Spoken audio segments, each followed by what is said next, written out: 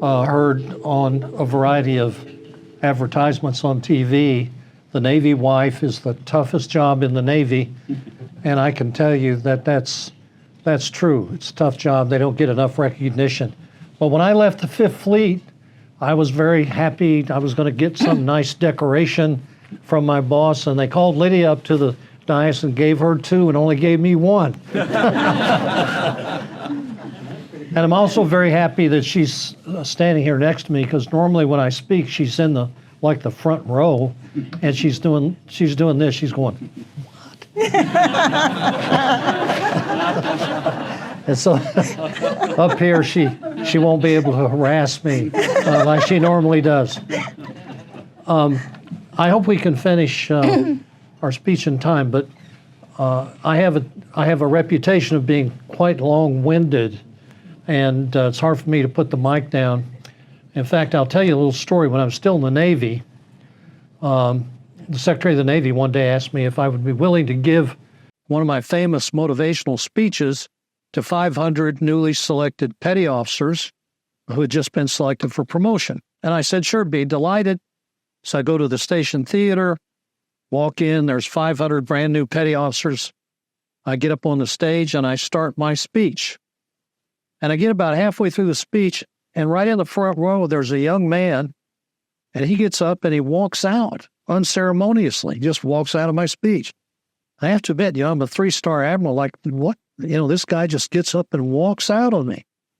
So I can't wait till the speech is over to go ask him. And I go out in the lobby and hunt him down. And I said, excuse me, young man. I couldn't help but notice that you got up and walked out of my speech. Why did you do that? And he said, well, I apologize, Admiral. I said, well, why'd you do it? He said, well, I needed a haircut. And I said, well, why didn't you get a haircut before my speech? And he said, I didn't need one before your speech. So he really got me there. So I want to also, before we get into what the story that we hope to inspire you with today, what a joy it is to be with this Serra Club. You guys are fantastic. You do a great job. You've got a wonderful club. I want to come to all your meetings. It's just great to be up here at the Park City Club. And I've met a few of you. Everybody's so nice. And your club has a tremendous reputation within our district because you're always so helpful and stand up to the various tasks that we need done. So congratulations to you. But as Lawrence mentioned, it is your prayers that are truly making a difference. And I have to say, when I first joined Serra, I'm kind of an action-oriented guy rather than sort of I don't know how to put it, but I said, hey, we're going to do things. But I've become full-blown the other direction now, where it's all about prayer. It really is. It's very, very heartening to see the impact of the prayers from the Serrans having on vocations, because the gentleman I was sitting next to told me the seminary here is full. We're seeing similar results over in Fort Worth. Things are moving in the right direction, and I give the Serrans a whole lot of credit for it. So thank you for that. Okay, so let me take you back to April of 2023. My sister-in-law, Linda Clado, we call her Linda, was living with us. Linda immigrated from the Philippines in 2008, and she served as a nanny for our niece, who lives down in Round Rock, until the niece's parents came and were able to take care of the little children. And so Linda said, hey, I want to go up to Fort Worth and stay with my sister and her husband. And I thought that was a great idea because they love each other so much, and Lydia and Linda like to shop, they like to cook, they like to talk, they like to do everything together. And so we were very excited, and she came up in December of 2022, and all was well. April 23rd, 2023, we're sound asleep, and at 3 o'clock in the morning, we're awakened by Linda screaming in agony. And we ran upstairs to where she was sleeping, and I took one look at her, and I didn't think she was going to survive that night. She looked horrible. You couldn't even touch her. She was in so much pain. And we called an ambulance because we just couldn't. We needed to take her to the hospital, and we couldn't handle it. So an ambulance came, took her to the hospital, and after a couple of hours of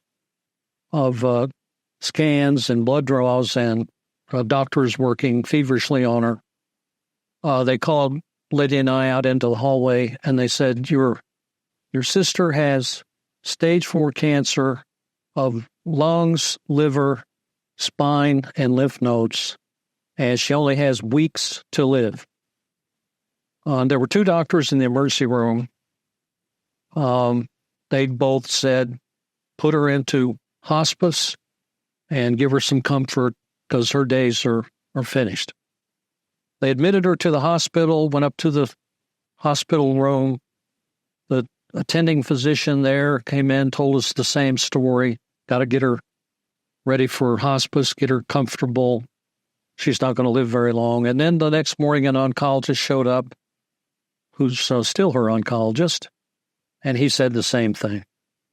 And so I think at this point, I'll turn it over to, I call my wife's call sign, since we're old Navy guys, is Sweet Pea. Because so I'll call Sweet Pea to the microphone, and she can, and we've never done this together, so, if we're a little rough around the edges, we'll try to get the message to you anyway. But I echo what my husband said. Your club is so impressive. You are also organized and beautiful. Look at the smile. Yeah, you're happy people. We have to come here a lot and see you guys. But anyway, okay, so my sister was in the hospital for 2 days now by then. And the doctor was telling me that my sister is dying. They cannot do any more treatment. And because she will die, it's too late. In my mind, I look at the doctor and I said, now you're telling me she's dying anyway. What do I have to lose? I would like a treatment for her. And I trust her life with God. I'm going to put her life in God's hands. And he looks at me and he just shakes his head. Just too late. Go back. We're going to send you back home. Put her in hospice. We'll send you all the necessary things that she needs. So we stayed in the hospital for about 8 days. 9 days, she was released. And on May 3rd, every night she was in pain. We moved away. Now, we moved my sister in our bedroom because she was living upstairs. She could not go up there. Was living upstairs, but I stayed with my sister in our bedroom. I could not leave her. I was with her 24 hours a day, praying. And so on May 3rd, it was 4 o'clock in the morning, 4:30 in the morning. I just finished my devotion to a Sacred Heart. I have my eyes closed, and we have a crucifix right on the top of our headboard. I open my eyes, and I'm listening. Now I'm listening to my breathing hard, and every breath is like it's the last one. She's going to die. And I opened my eyes. I thought I would say the crucifix. I would see it. I saw the crucifix, but here it was. Blessed Stanley Rother. How do I know him? On September 23rd, 2017, I was invited to go to his beatification in Oklahoma City. My friends told me, priests told me they're coming there and wanted me to come. And I just say, who? Blessed Stanley Rother. I said, really don't know him. And I did not go. But a month after that, we have a meeting, our yearly conference in Oklahoma City, the Equestrian Order of Holy Sepulchre. Maybe some of you are members of the Equestrian Order. And Blessed Stanley Ruther's remain was present there. It was his relics. And the Bishop Taylor, Bishop Taylor. talk about Blessed Stanley Ruther. Once again, I said, oh, well, I picked up the cards that I have in your table. And I have picked up 2. I keep one for me, and I gave it to my grandson when we came home. And I told my grandson, pray to him, whatever you need. And my grandson did. Bless his heart. And he still prays to him. And but then I pray once in a while, never really took it seriously until May 3rd, at 4:30. I saw his face right there, about 5 seconds. I was shaking.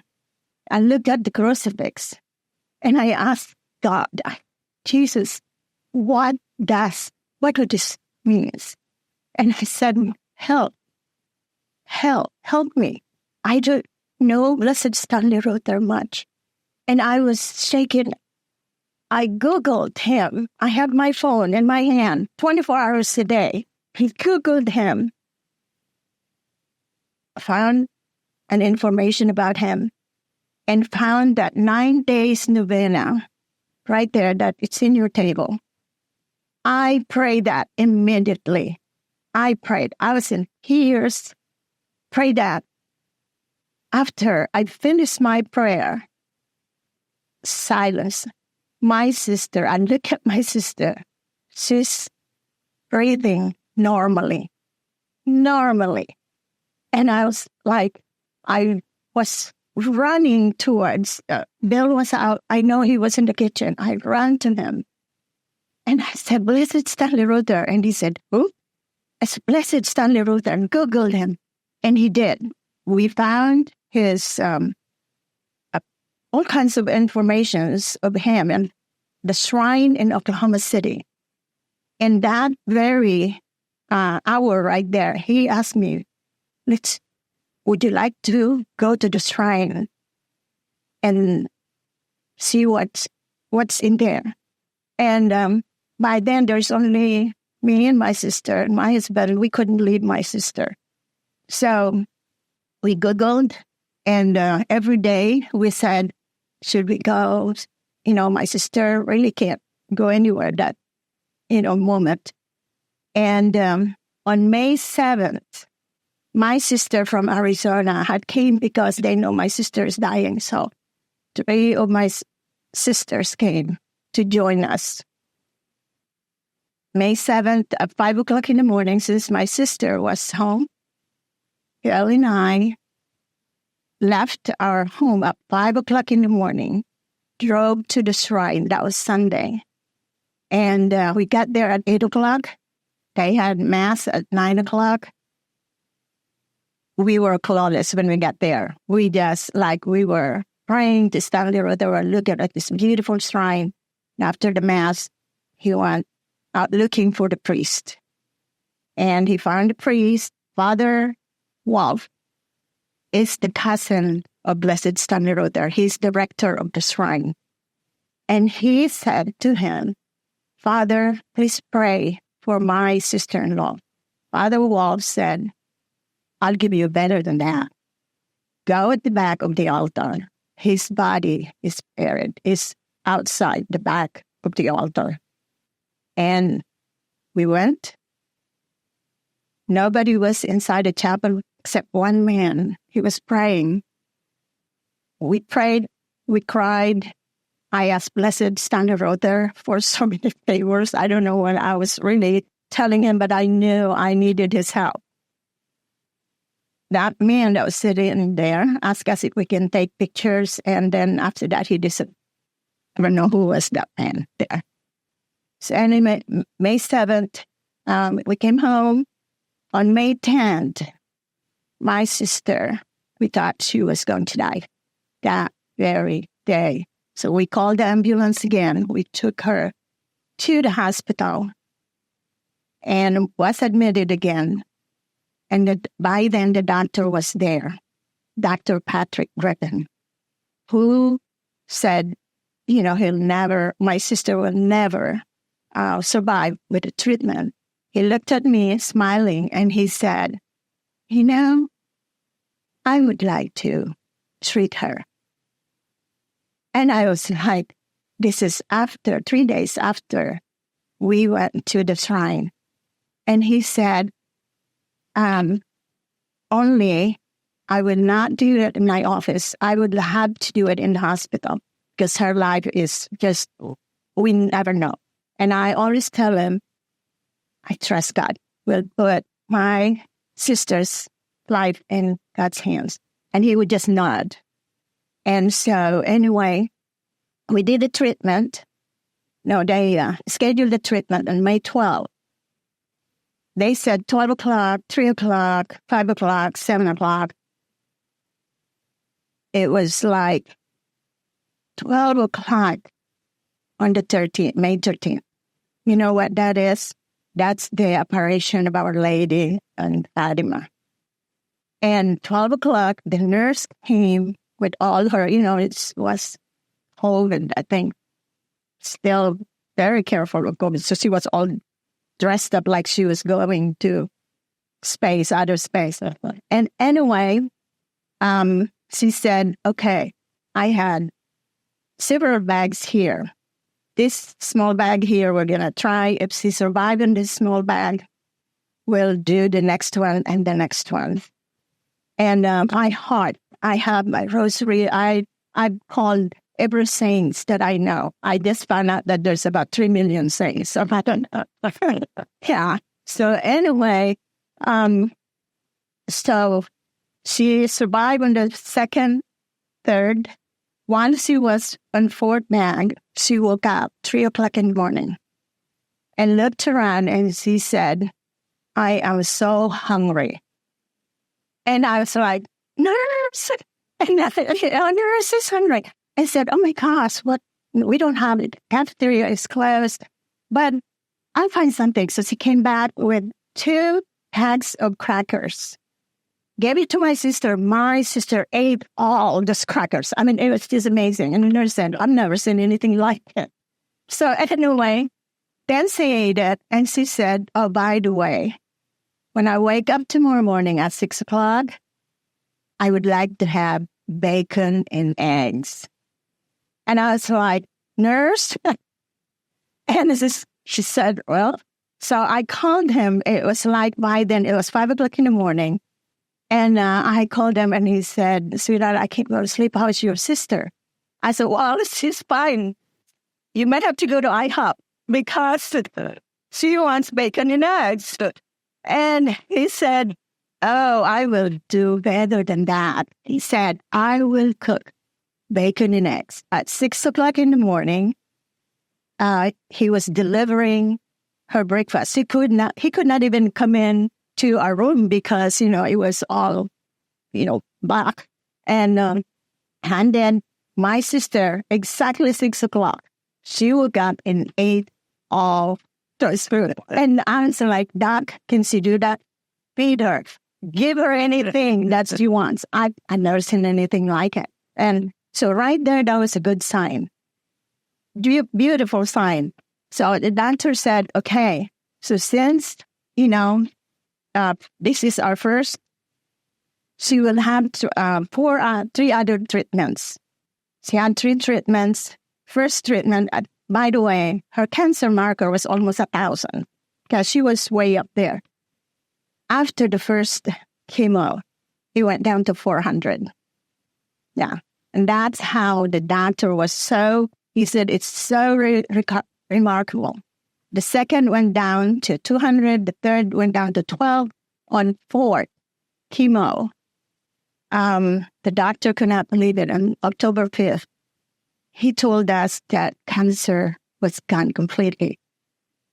Spine, and her liver, lungs, we were just like, And so I turned around and I said to her doctor, and I said, now, Doc, do you now believe in miracles? And he said, yes, I do. And I said, I'm going to turn you to be a Catholic. So I gave him, you're going to be Catholic one day. But believe it or not, we just saw him today. He looks like an angelist, and I said, he calls us all the time. And it's just an amazing story that we would like to share with you.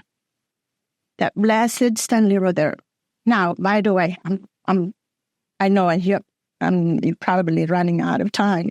But before we came today, yesterday I was like a little bit more worried about today, talking to you about. So I called the director of the canonization, cause of canonization of Blessed Stanley Rother. I'm speaking to him all the time because at the very beginning, after that, our first chemo, we went back to Oklahoma and we talked to priests, and they told us to maybe report it to the canonization, to the cause of canonization of Blessed Stanley Rother. We start talking to Deacon Norm, and yesterday I said, Deacon Norm, we're speaking tomorrow about Blessed Stanley Rother. Now, my sister is not, of course, only God knows if she's, we really cannot tell, just like, do you want to pick up? Yeah, I'll pick up from here for a little while. We, Linda, on October 5th of 2023, was declared cancer-free, and the doctors give her a PET scan every 3 months. And she was going through her PET scans. They were all clean. And she was living a wonderful life. She was traveling. She, with her sisters, having a lot of fun, and she was perfectly healthy. And she had a PET scan on September the 4th. And Dr. Griffin called that afternoon, and he said, I want you to take her in for an MRI tomorrow at 8 o'clock and then be in my office at 10:30. And because she has some spots on her brain. And this, of course, was very worrisome to us. And we took her in, got the MRI, went to Dr. Griffin's clinic, and he set us down, and he said, here's the MRI. She had a golf ball-sized tumor in her front left brain and then 2 smaller ones in the back of her brain. He said, I want you to put her in the car, take her downtown to the big hospital. There'll be a neurosurgeon waiting for you there. I'm going to call him. And we said, what? Yeah, you got to get her down there.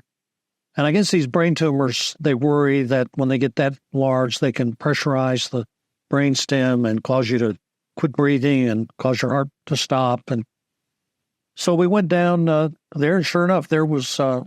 Agier. He looks just like Ben Carson and talks just like him. And he said this. He looked at us and he said, I know this is a bad day for you. This is a typical day for me. We need to have surgery. We need to do it as soon as possible. I'm scheduling for 8 o'clock tomorrow morning. So we're going to admit her to the hospital. They put her in the hospital. The surgery, he got delayed. We couldn't do the surgery till about noon. And I always thought brain surgery is like 12 hours and, you're lucky to survive. And it's a very rare thing. She was in there an hour and 59 minutes. We were in the waiting room, and Sweet Pea and I we had a crucifix. We had a statue of Blessed Stanley Rother, and we were doing a rosary. And up comes Dr. Agier, big smile on his face, says, she did great, got the tumor out. We're going to put her in ICU for a couple of days just so we can monitor. And we said, fantastic. Mm-hmm. Yeah, okay. Okay. So anyway, she was, the surgery was only an hour and 59 minutes. And so the next day, the doctor said, you can visit her at 8 o'clock next day. And we're so worried. We're just like, this is brain, and she's got 2 more spots there. And we're thinking on our way oh my gosh, how's she feeling? We arrive in bedroom in her room. She's sitting, drinking coffee and having her breakfast, sitting in the table. And this is how it's just really, and we want you to just share all these things that's happening right now. The deacon said, Lydia, miracle will not happen when it's not difficult. Miracle it's not happening when it's very easy. So you will have this crosses here, but your faith, start talking about Stanley Rother. Just talk about him. Because he wants, I believe right now, the reason why we're here with you, the reason why you are here, because Blessed Stanley Rother is connecting to each and every one of you right now. I do believe that. But I would like to tell you that my sister had a doctor's appointment today. And that's why we said we may be a little bit late at 9:15. Talked to the doctor, and the doctor said, yeah, she is great. We brought her home, and just keep praying. Take her back to the shrine, because that's what our next, is taking back to the shrine. Like also to invite you, Blessed Stanley Rother's cousin, who is the rector of the shrine, is coming to speak about his cousin. And he's wonderful. He's speaking to us on December 5th. And we'll tell you more about, the time and everything. So Linda had the one brain tumor removed, started radiation treatment last Monday. I'm sorry, last Friday.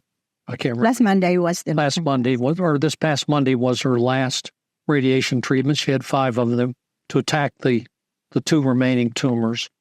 And they've got her on an immunotherapy drug, oral medication.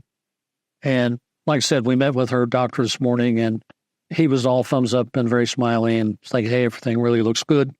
And all of her, by the way, I have to say, all of her doctors were so blessed to have, they're like angels from heaven. These guys are all just wonderful people. They care about her. You can see it. They call us at home. How many doctors call you at home these days and want to check on her, see how she's doing? And it's just been so inspirational to see these men and women who care for her care so much. It's just been fantastic. So we're going to bring this to a close so we can ask questions, but let me just say this, but just so that it's clear. After one or two of our visits up to the shrine, and the shrine leadership found out about Linda, then there was a connection made between Sweet Pea and the director for the cause of canonization. We provided all the medical records to Deacon Norm Mestrick, who's the director, and they've sent those all off to the Vatican, and the Vatican has approved to investigate Linda as a potential miracle. And the reason we called him last night was said, and by the way, they designated Sweet Pea and I as the ambassadors to the state of Texas for the cause for canonization of Blessed Stanley. So we take this as a job. We do as much talking about it as we possibly can. We really believe, I have to tell you this, Blessed Stanley Rother, in my mind, and I've had the privilege of serving with some great men in a variety of different capacities, and that Blessed Stanley Rother is the most inspirational human being I've ever encountered. And some of you saw the video that we sent to Lawrence. He sent out to you. I've watched that video. If I've watched it once, I've watched it 20 times, and I cry every time I see it because those people loved him so much, and he was willing to give up his life for those people. And it to me, he's just a shining beacon of hope for all of us. And if we can emulate Blessed Stanley Rother in our lives, the world would be a much better place. So people ask all the time, why does God allow so much suffering? And I used to ponder that question, and I couldn't come up with an answer. We get a lot of theological answers to it, but I think I've figured it out. In the case of my sister-in-law, there is a global network of prayer warriors praying for her from day one. Obviously, everybody in the Philippines is praying for her because that's a family. That entire country is a family. People all over the United States that we know. We have close friends in Virginia, big network of prayers up there. I've got a buddy of mine in Southern California. He and his wife, they're not Catholics, but they're Protestants. They run a weekly prayer service. They've got 1,000 members. They call every week, "How's Linda?" We got her in our prayers. God creates suffering because he knows it will bring people who are not as close to him as they should be to him. And I think if Linda passed away tomorrow, God would embrace her and say, "Thank you. Look at all these people that you brought closer to me." And with that, anything else? We'll take your questions. Thank you. I think